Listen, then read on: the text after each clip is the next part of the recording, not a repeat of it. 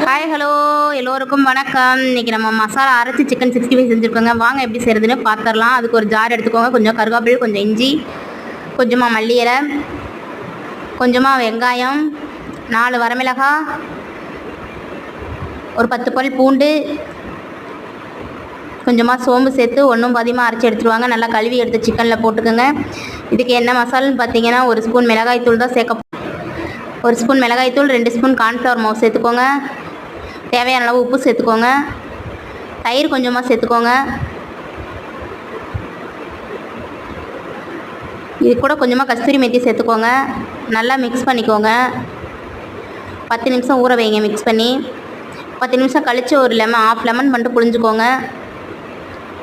Lemon புழிஞ்சு நல்லா மறுபடியும் நல்லா பெரட்டி விட்டு ஒரு 10 ஊற வச்சுக்கலாங்க.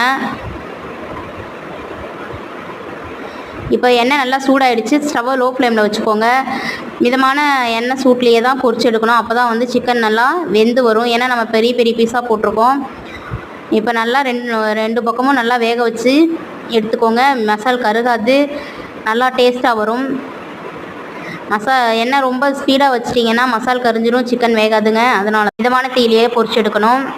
இப்போ சூப்பராக சிக்கன் ரெடி ஆகிடுச்சு. இந்த பதிவு பிடிச்சிருந்துச்சுன்னா லைக் பண்ணுங்கள், ஷேர் பண்ணுங்கள், கமெண்ட் பண்ணுங்கள், மறக்காமல் சப்ஸ்கிரைபர் பண்ணுங்கள். Thank you so much. மீண்டும் ஒரு வீடியோவில் சந்திப்போம்.